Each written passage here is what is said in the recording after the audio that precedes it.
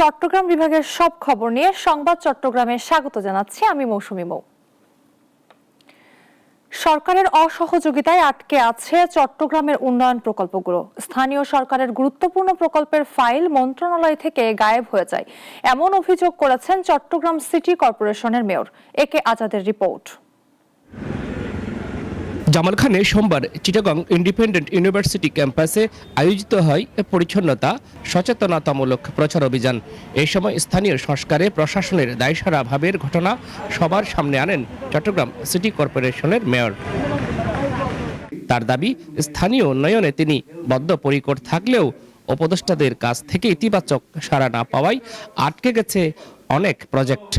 যেখানে আমি বলছি জেলায় জলাবদ্ধতার সমস্যার সমাধানে দায়িত্বপ্রাপ্ত উপদেষ্টাও পর্যাপ্ত সময় দেননি বলেও অভিযোগ তার। আজকে রাষ্ট্র ব্যর্থ হলো যে আমাকে আমার শহরকে ক্লিন করার জন্য, যেখানে আমি বলছি জলাবদ্ধতা একটা মেজর প্রবলেম, আমি এই ওয়াটার লগিং প্রবলেম সলভ করতে চাই, বাট আমি আমার যে অ্যাডভাইজারকে এখানে পাঠানো হলো ফাজল কবির, I talked with him several times, I requested him several times, finally he said, first of all, water logging problem solved, then after you will get this. মানে প্রথমে ওয়াটার লগিং প্রবলেমটা সলভ হয়ে যাক, তারপর আপনি সেটা পাবেন। কর্পোরেশনের প্রকল্পগুলোর অর্থায়ন করে 1 বছরের মধ্যেই জলাবদ্ধতার সুফল পাওয়া যাবে বলে আশ্বাস দেন এই কর্মকর্তা। Allocating funds, do not be frustrated, do not be worried about. Having the resource we have to optimize the existing resources and utilize it. But definitely, I will advocate for you, and I will try to convince the respective advisor for Ministry of Local Governments and other necessary organizations, so that Chittagong gets the fund. সরকার ও city কর্পোরেশনের সমন্বিত প্রচেষ্টায় সঠিক পথে এগিয়ে যাবে নগরীর উন্নয়ন, এমনটাই প্রত্যাশা স্থানীয়দের। একে আজাদ, নাগরিক, চট্টগ্রাম। ক্লোজার ভেঙে যাওয়ায় নদী ভাঙন শুরু হয় ফেনীতে। দাগনভূঞা ও সোনাগাজী উপজেলায় দেখা দিয়েছে তীব্র ভাঙন। ভেঙে গেছে রাস্তাঘাট ও ঘরবাড়ি, নিঃস্ব হাজারো পরিবার। নূর হোসেনের রিপোর্ট, জানাচ্ছেন শাশ্বতী সরকার। মুসাপুর ক্লোজার ভেঙে যাওয়ায় নদী ভাঙনের মুখে ফেনীর দাগনভূঞা ও সোনাগাজী উপজেলার বিভিন্ন এলাকা। ঘরবাড়ি হারিয়ে নিঃস্ব হাজারো পরিবার। ছোট ফেনী নদী তীরবর্তী ব্রিজ এবং 8 নং জায়লস্কর ইউনিয়নের ভূমি অফিসও ভাঙনের হুমকিতে। নদী ভাঙন রোধে জিও ব্যাগ দেওয়ার পরিকল্পনা হাতে নেয় পানি উন্নয়ন বোর্ড। তবে ঠিকাদারি প্রতিষ্ঠান ব্রিজের খুব কাছ থেকে ড্রেজার মেশিন দিয়ে বালু উত্তোলন শুরু করলে স্থানীয়দের মধ্যে উত্তেজনা তৈরি হয়। বালু ভরাটের কাজ চলতেছে, এটাখানে স্থানীয় উপজেলা নির্বাহী কর্মকর্তা অফিসার মহোদয় আমাদের মধ্যে উপস্থিত হয়েছেন, আমাদেরকে আশ্বস্ত করেছেন আমরা এলাকাবাসী ক্ষতিগ্রস্ত হব না, এটা উনি আশ্বস্ত করেছেন, এবং আমরা এটা ওনার আশ্বস্তের মধ্যে আমরা এলাকাবাসী ওনাকে সর্বোচ্চ সহযোগিতা করব। ঘটনাটি দাগনভূঞা উপজেলা প্রশাসনের নজরে এলে ঘটনাস্থল পরিদর্শন করেন প্রশাসনিক ব্যক্তিরা। দুই পক্ষের সম্মতিতে বালু উত্তোলনের নতুন স্থান চিহ্নিত করে কাজ শুরু করেন তারা। আমরা এমন একটা জায়গা সিলেকশন করেছি যে জায়গা থেকে আমাদের ব্রিজ ক্ষতিগ্রস্ত হবে না, তো সেই জায়গা দিয়ে ওনারা কাজ করবেন। তো আপনারা যারা স্থানীয় জনসাধারণ আছেন, আমি আশা করি আপনারা এই বিষয়টাকে বুঝে আপনারা আমাদেরকে হেল্প করবেন। প্রশাসনের পদক্ষেপে দ্রুতই নদী ভাঙন রোধ সম্ভব বলে আশাবাদী স্থানীয়রা। শাশ্বতী সরকার, নাগরিক। কক্সবাজারের টেকনাফে র‍্যাব ও বিজিবির যৌথ অভিযানে অবৈধভাবে মালয়েশিয়া পাচারের জন্য জিম্মি নারী, পুরুষ ও শিশু সহ 84 জন ভুক্তভোগীকে উদ্ধার করা হয়েছে। এ সময় রাজার ছড়া এলাকায় গহীন পাহাড় থেকে 2টি দেশি বন্দুক, একটি বিদেশি পিস্তল ও 3 রাউন্ড অ্যানিমেশন সহ পাচারকারী চক্রের 3 জনকে গ্রেফতার করা হয়। সোমবার টেকনাফ 2 বিজিবি কার্যালয়ের র‍্যাব ও বিজিবির যৌথ সংবাদ সম্মেলনে এসব তথ্য নিশ্চিত করেন র‍্যাব 15 এর অধিনায়ক লেফটেন্যান্ট কর্নেল কামরুল হাসান। এ চক্রটি বিদেশে নেওয়ার প্রলোভন দেখিয়ে সাধারণ মানুষদের জিম্মি করে মুক্তিপণ আদায় করত বলে জানায় বিজিবি।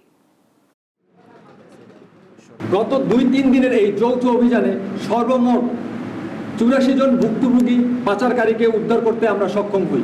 এর মধ্যে 18 জন বাঙালি এবং 66 জন রোহিঙ্গা।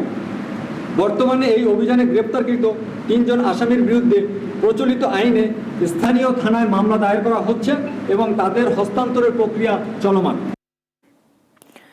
ইসলামী আন্দোলন বাংলাদেশকে কলঙ্কিত করেছে এবং আওয়ামী লীগের সহযোগী হয়ে দালালির পথ বেছে নিয়েছে বলেন বিএনপির যুগ্ম মহাসচিব শহীদ উদ্দিন চৌধুরী অ্যানি। সোমবার লক্ষ্মীপুর সদর পূর্ব বিএনপি সম্মেলনে উদ্বোধনী বক্তব্যে তিনি এসব কথা বলেন। অভিযোগ করেন বিভিন্ন সময়ে শেখ হাসিনাকে টিকিয়ে রাখতে ভূমিকা রেখেছে চরমোনাই পীর ও ইসলামী আন্দোলন। 2014, 2018 ও 2024 সালে নির্বাচনে পাখা মার্কা প্রতীকে অংশগ্রহণ করে নিজেদের জাতীয় বেঈমান হিসেবে প্রতিষ্ঠিত করেছে তারা। এ সময় পিআর পদ্ধতি নিয়ে ইসলামী দলগুলোর ভূমিকা নিয়ে কড়া সমালোচনা করেছেন তিনি। জামায়াত ইসলামের ভূমিকা এবং যারা 86 সালে 96 সালে বিভিন্নভাবে শুধু আমাদেরকে অসহযোগিতা করে নাই, পুরো জাতিকে অসহযোগিতা করেছে এবং হাসিনাকে টিকিয়ে রাখার স্বার্থে তাদের সঙ্গে থেকে জাতীয় বেঈমান হিসাবে আত্মস্বীকৃত বেঈমান হিসাবে তারা এই বাংলাদেশে প্রতিষ্ঠিত হয়েছে। শারদীয় দুর্গাপূজা উপলক্ষে ভারতে উপহার হিসেবে 500 কেজি সুগন্ধি চিনি গুঁড়া চাল পাঠিয়েছে পররাষ্ট্র মন্ত্রণালয়। সোমবার ব্রাহ্মণবাড়িয়ার আখাউড়া স্থলবন্দর দিয়ে চাল ভর্তি পিকআপ ভ্যান আগরতলা স্থলবন্দর প্রবেশ করে। এ সময় দিল্লির বাংলাদেশ হাইকমিশন থেকে ভারতের গুরুত্বপূর্ণ ব্যক্তিদের উপহার দেওয়া হবে। মন্ত্রণালয়ের নির্দেশে সব প্রক্রিয়া মেনে উপহারের চালগুলো দ্রুত ছাড়করণ করা হয়েছে বলে জানিয়েছেন আখাউড়া স্থল শুল্ক স্টেশনের রাজস্ব কর্মকর্তা।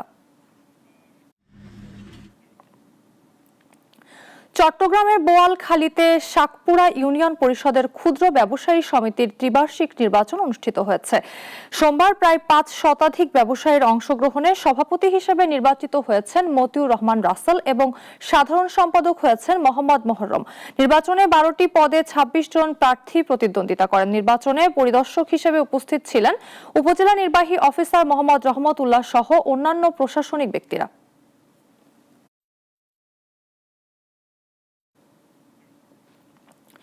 25 সেপ্টেম্বর থেকে চট্টগ্রাম জেলা স্টেডিয়ামে শুরু হতে যাচ্ছে চট্টগ্রাম ফ্র্যাঞ্চাইজি টি20 ক্রিকেট লিগ।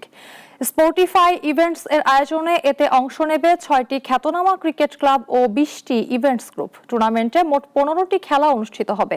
ইতোমধ্যেই 275 জনের মধ্যে 16 জন খেলোয়াড়কে বাছাই করা হয়েছে। টুর্নামেন্ট শেষে সেরা খেলোয়াড়, ব্যাটসম্যান এবং বোলারদেরকে নগদ পুরস্কার ও ক্রেস্ট দেওয়া হবে।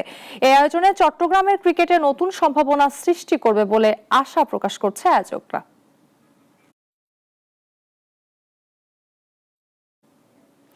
এখন এ পর্যন্তই। চট্টগ্রাম বিভাগের সব সংবাদ নিয়ে প্রতিদিন দুপুর 1টায় থাকছে সংবাদ চট্টগ্রাম।